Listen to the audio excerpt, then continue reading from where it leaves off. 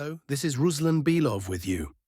Well, tomorrow, Monday, we are expecting a conversation between Putin and Trump, and it will happen, as reported, at Trump's own initiative. He is the one who wants to talk, who wants to meet. You know, this is a distinctive feature of our president. He doesn't push himself onto meetings. He doesn't impose calls. On the contrary, others want to talk to him, want to call him, want to meet him. Even people like the President of the United States. But the fighting continues, and we continue to analyze the situation at the front. Let's move to the map. So friends, we've had another excellent day in terms of advances. It ranks second for May and falls just short of the leader of the month, by only around 3 square kilometers. The Ukrainian armed forces have suffered serious setbacks in 2 areas. In total, advances were recorded in 5 sectors, or rather 6, though the 6th one is unconfirmed. Let's not waste any time and begin the breakdown. The first area of advance is the Toretsk area. Firstly, the Ukrainian armed forces' assault using an armored column was repelled. And the column was quite sizable, more than 10 pieces of equipment, 8 of which were destroyed, including 4 infantry fighting vehicles, BMPs. After the Ukrainian counterattack, which is important, Russian forces immediately launched a counterattack of their own, without wasting a second, and managed to advance by 2 kilometers. And not just that, they entered Decisive and took control of most of the village. As of now, the Ukrainian forces are present only on the northern outskirts of Decisive.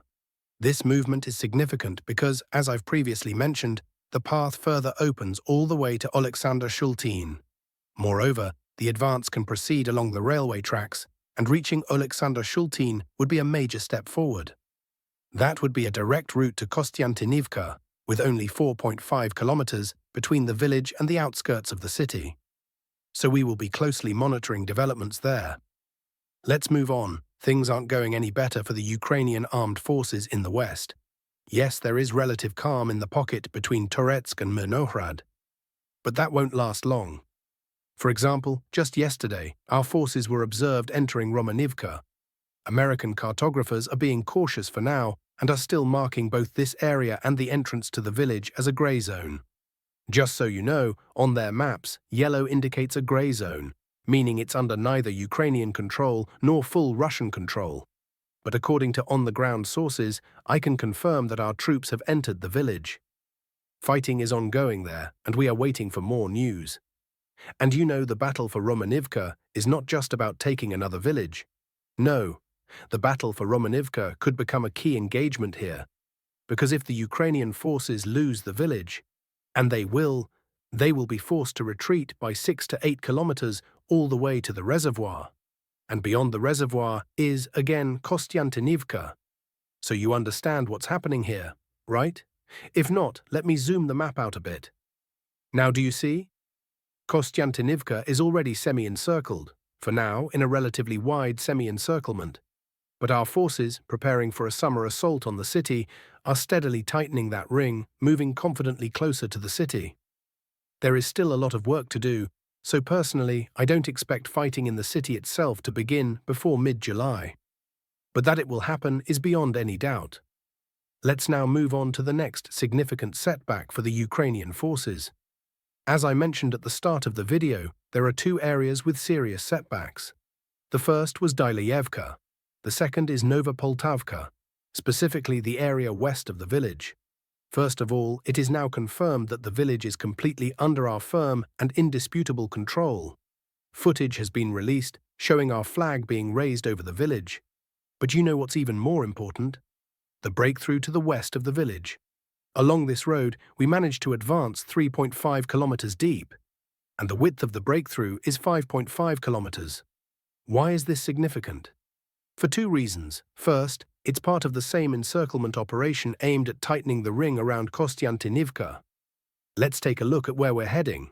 First Popiv Yar, then Poltavka, followed by Rusin Yar. And that's it. That's the road leading to the western outskirts of Kostiantynivka. In other words, it's like a tightening noose, like a python wrapping around the city. And second, this push will ease fighting in the west, especially in clearing territories north of villages like Malinivka, and in turn will allow for an approach to the northern outskirts of Novoekonomichny, which will then simplify the assault on the settlement, as access will be available from the south, the center, and now from the north as well. The total area lost by the Ukrainian armed forces here, and now under our control, is 15.5 square kilometers. Let's continue. There was a small advance yesterday near Pokrovsk. Normally I don't even mention such local movements in these reports, but since we're covering everything in order, let's mention it. We were able to slightly improve our positions in the Dakhinsky area, moving 420 meters deep across a front 850 meters wide. This advance should, in the future, facilitate a push toward Chunishine and Novukrainka from the south. However, given that the advance here is extremely difficult, we're not talking about a matter of days, but rather weeks. The total area gained in this sector is just 0.3 square kilometers. Yesterday, positions were also improved in the area just before Dnipropetrovsk Oblast. Although the depth of the advance here was small, only about 800 meters, the width of the front was over 5 kilometers. As a result, the total area gained amounted to 3 square kilometers. But the most significant setback for the Ukrainian armed forces yesterday happened near the village of Bogatyr. It's important to understand that the day before yesterday, the Ukrainian military launched 2 counterattacks aimed at pushing us out of Bogatyr and regaining control of the village. As I reported in yesterday's briefing, all of these attacks were successfully repelled. Still, Ukrainian sources like Deep State and others were claiming incredible success, saying they now control 95% of Bogatyr. But only a day has passed, and now the question is, how's that control working out for you? Well, not so great. All 1,400 buildings in the village have been cleared, and our flags are flying both in the center and on the western edge. Even American cartographers, who usually favor the Ukrainian side, have ended up coloring the entire village red on their maps. In addition to the successful capture of Bogatyr, we also made significant progress toward another Ukrainian fortified area near the village of Otradne. As you can see here, the advance was more than 3 kilometers deep, across a front 3.5 kilometers wide. What's important is that this area was defended by a solid Ukrainian defensive line, complete with concrete bunkers, dragon's teeth, and minefields. In short, it was a solid, well-established defensive line. But even that couldn't hold us back for long.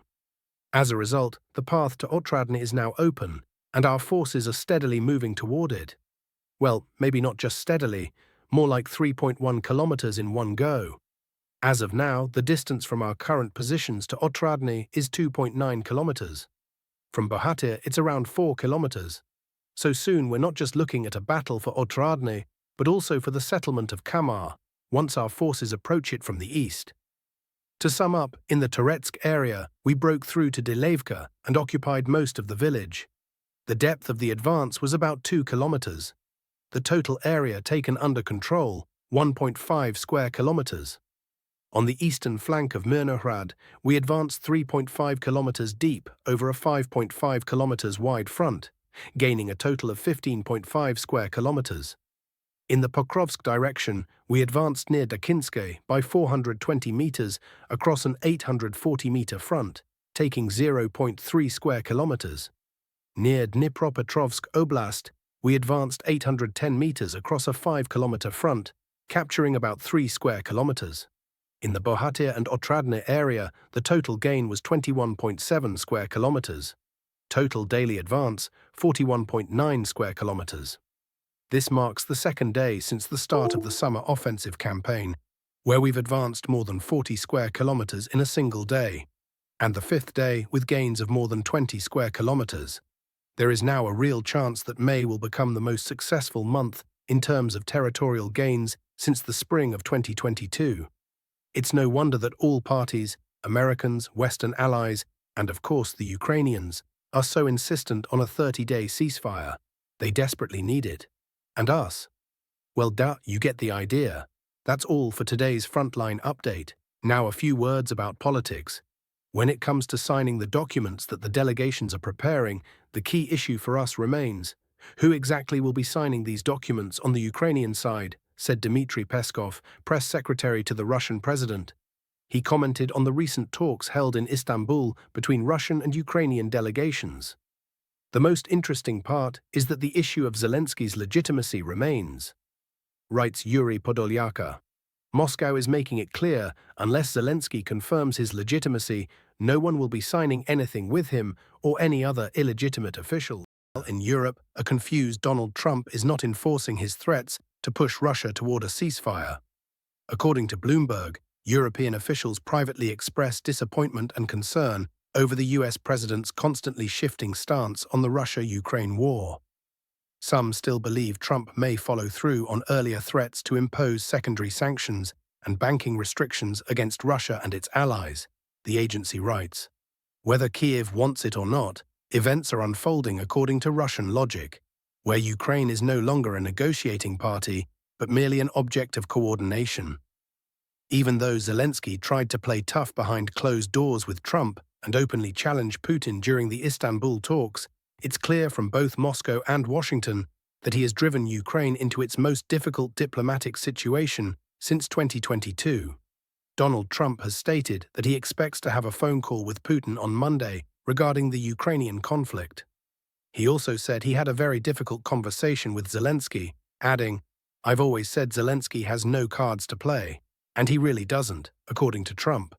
The US administration now believes that the previous Western strategy of wearing down Russia is not working. This was stated by Morgan Ortagus, Deputy Special Envoy of the US President, in an interview with Fox News. She added that Trump now aims to help bring peace to Ukraine. According to a source in the negotiation team, US Secretary of State held a very tough dialogue with the Ukrainian delegation and set clear boundaries for how Kyiv should approach peace talks, reports the Telegram channel Resident. During a trilateral meeting between Ukraine, the US, and Turkey in Istanbul, Andriy Yermak met personally with Marco Rubio and Keith Kellogg. The Ukrainian side outlined the framework for necessary negotiations with Russia and was also reminded of the compromising materials American intelligence holds on some top officials from Zelensky's office. It was also reported that, at the initiative of the American side, a phone call was held between Lavrov and Rubio. The Russian foreign minister acknowledged Washington's positive role in Kyiv, accepting Putin's proposal to resume the Istanbul negotiations.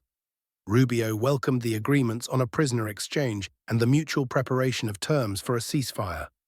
NATO Secretary-General Mark Rutte continues to present himself as the savior of Europe.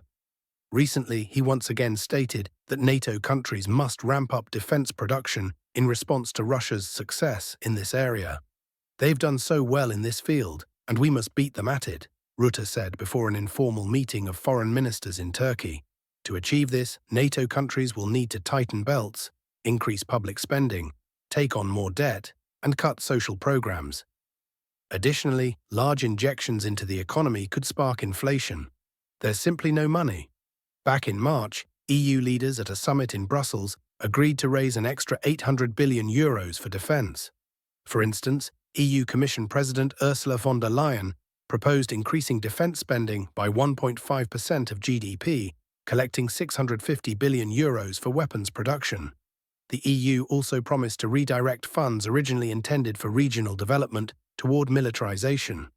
The Ukrainian crisis has exposed the shortcomings of NATO's military-industrial complex. It's become clear that the West bet on ultra-expensive modern weapons and lost. These costly systems failed to compete with cheap drones and disposable weapons. We all saw how high-precision systems like HIMARS and ATAC-MS were decimated on the battlefield, while NATO's military industry couldn't maintain consistent supplies of ammunition for Ukraine.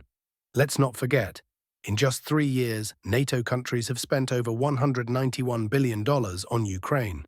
Europe's navy has also revealed its vulnerability.